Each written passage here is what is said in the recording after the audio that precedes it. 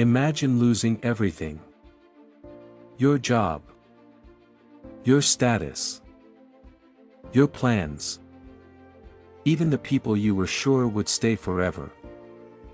For most people, this would feel like the end. Not just of comfort, but of identity. Because when life collapses, it doesn't just take things away. It exposes how fragile our inner foundation really was. Yet there are people who don't collapse. They don't panic. They don't spiral. They don't lose themselves. They remain calm. Focused. Present. Not because they are emotionally cold. Not because they are fearless. But because their strength comes from somewhere else. This strength has a name. Stoicism. And once you truly understand it, you'll see why Stoic people are so difficult to break. Stoicism is one of the most misunderstood philosophies in the modern world. Many people imagine Stoics as emotionless, distant, detached from life. As if Stoicism means pretending not to care. That idea couldn't be further from the truth. Stoicism is not about becoming numb. It's about becoming stable. It doesn't remove emotions. It puts them in their proper place. Stoicism was never meant for comfortable lives. It was forged in chaos. Its thinkers lived through war, exile, poverty, slavery, disease, and political betrayal. They didn't write about peace because life was easy. They wrote about peace because life was brutal. Stoicism survived not because it sounded inspiring, but because it worked when nothing else did. Most human suffering doesn't come from pain itself. It comes from resistance. From the belief that life should have been different. From the expectation that things were supposed to go our way. From the quiet assumption that if we behave correctly, the world will reward us with stability. Stoics rejected this illusion completely. They understood that life is not fair or unfair. It is simply indifferent. It doesn't conspire against you. It doesn't protect you either. Once you accept this, something changes. You stop taking events personally. You stop asking, "Why is this happening to me?" And start asking, "What is required of me now?" That shift alone reduces enormous suffering. At the center of Stoicism is a simple but uncomfortable truth. You control far less than you think.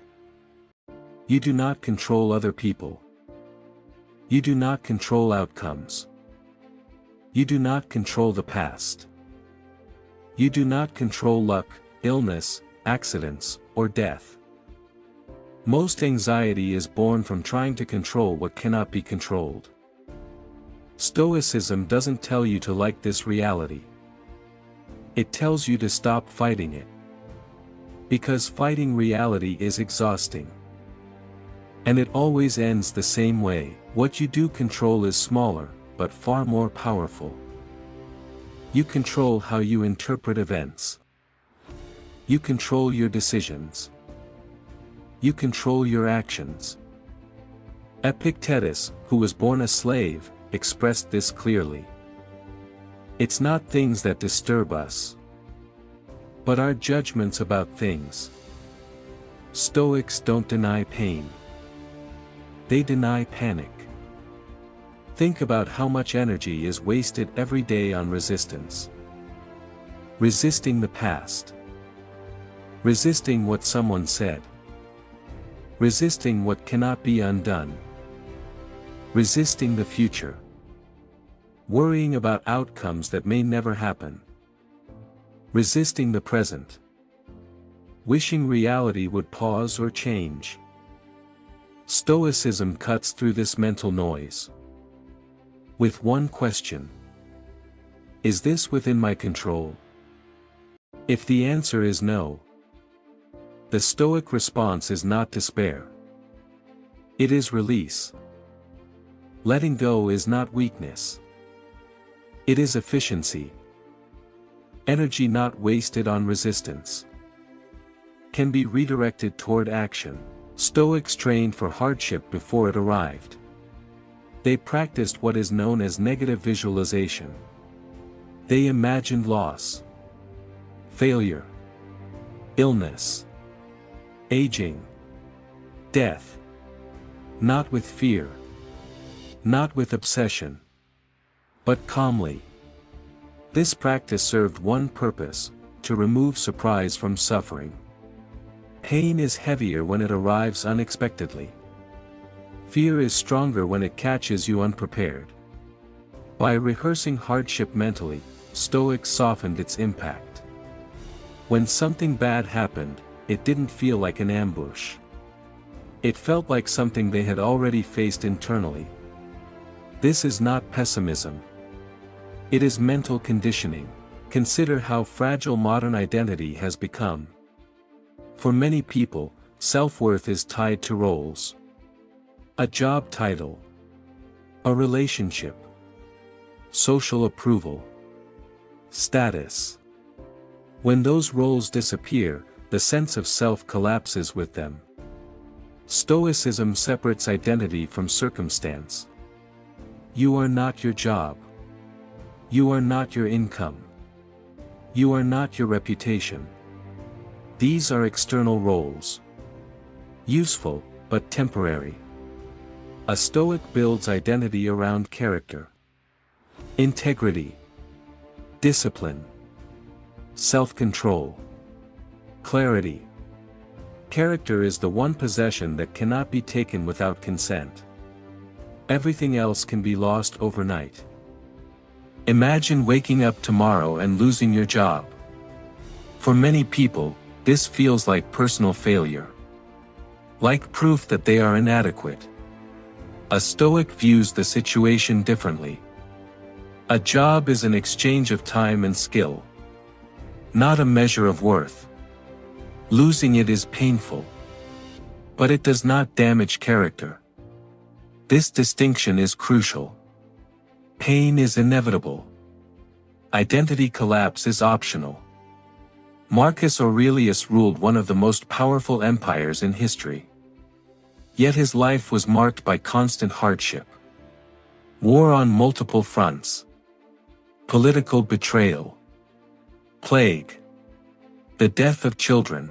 Despite this, his private writings reveal no bitterness. Instead, he reminded himself daily to remain patient, humble, and restrained. Not because life was kind, but because it wasn't. You have power over your mind, he wrote, not outside events. Stoicism doesn't promise control over life. It promises control over response. One of the greatest misunderstandings of Stoicism is the belief that emotions should be eliminated. Stoics never aimed for emotional emptiness. They aimed for emotional literacy. They understood that emotions are natural reactions. But reactions don't have to become decisions. Anger can appear without becoming cruelty. Fear can arise without becoming paralysis. Sadness can exist without turning into despair. The key is the pause. Emotion appears. You notice it. You choose your response. That pause is freedom. Modern life encourages the opposite. Immediate reaction. Instant outrage. Constant comparison. The faster you react, the easier you are to manipulate. Stoicism slows everything down.